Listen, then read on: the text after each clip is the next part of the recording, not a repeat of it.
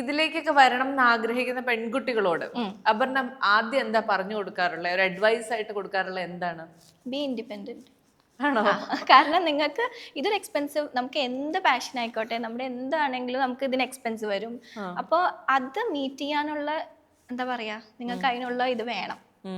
ബാക്കിയുള്ളവരെ ഡിപ്പെൻഡ് ചെയ്യുമ്പോഴാണ് കൂടുതൽ പ്രശ്നങ്ങളിലേക്ക് അത് പോവുക.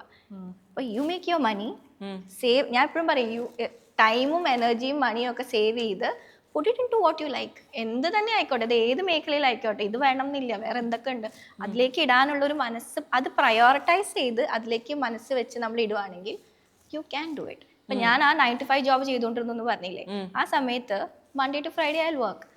ഫ്രൈഡേ നൈറ്റ് അല്ലെങ്കിൽ സാറ്റർഡേ മോർണിംഗ് ഞാൻ പോകും ഇങ്ങനത്തെ ആക്ടിവിറ്റീസിന്. ചിലപ്പോൾ മൺഡേ മോർണിംഗ് ഞാൻ ഏതെങ്കിലും മലയുടെ മേലെ നിന്നായിരിക്കും റെഡി ആയിട്ട് ഓഫീസിലേക്ക് വരുന്നത്. സോ ഞാൻ ഉറക്കമില്ല, എനിക്ക് റെസ്റ്റ് ഇല്ല. അപ്പോൾ ആൾക്കാരോട് ചോദിക്കും നിനക്ക് പട്ടുണ്ടോ, എന്തിനാ ഉറങ്ങിക്കൂടെ സാറ്റർഡേ സൺഡേ. പക്ഷെ that is what I like. അപ്പോൾ എനിക്ക് ആ വീക്ക് ഫ്രഷ് ആയിട്ട് തുടങ്ങാൻ എനിക്ക് ഇഷ്ടമാണ്. ഇത് ഈ സാറ്റർഡേ സൺഡേ ഞാൻ നല്ലോണം ഇങ്ങനെ ഒന്ന് പോയിട്ട് വരുമ്പോൾ ഞാൻ ഫ്രഷ് ആയി, പിന്നെ മൺഡേ ഞാൻ തുടങ്ങും. അപ്പം അതൊരു റൂട്ടീനായിട്ടാണ് വരിക.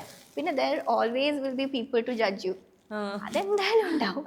അത് എല്ലാ ഫീൽഡിലും ഉള്ള പോലെ ഇതിലും ഉണ്ട്. അപ്പം ഞാൻ അങ്ങനെ വരുമ്പോൾ ഏറ്റവും കൂടുതൽ ഞാൻ ജഡ്ജ്മെന്റ് കേട്ടുകൊണ്ടിരുന്നത് എന്താ പറയുക, ഓഫീസ് വീട്, വീട് ഓഫീസിൽ നിന്ന് നടക്കുന്നവരാ. അവർക്ക് ഇത് പറഞ്ഞാൽ മനസ്സിലാവില്ല നമ്മൾ എന്താ ഈ ട്രാവൽ കൊണ്ടും ട്രെക്കിംഗ് കൊണ്ടും. ഞാൻ ട്രെക്ക് ചെയ്തിട്ടുണ്ട്. ട്രെക്കിംഗ് കൊണ്ടും ഒന്നും ഉദ്ദേശിക്കുന്നത് എന്താണെന്ന് ഇവർക്ക് മനസ്സിലാവില്ല. That is okay.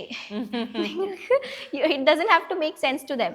നിങ്ങൾക്ക് അത് ഇഷ്ടപ്പെട്ടിട്ടുണ്ടെങ്കിൽ യു വർക്ക് ഫോർ ഇറ്റ്. രണ്ടും ജസ്റ്റിസ് ചെയ്യുക, അത്രേ ഉള്ളൂ.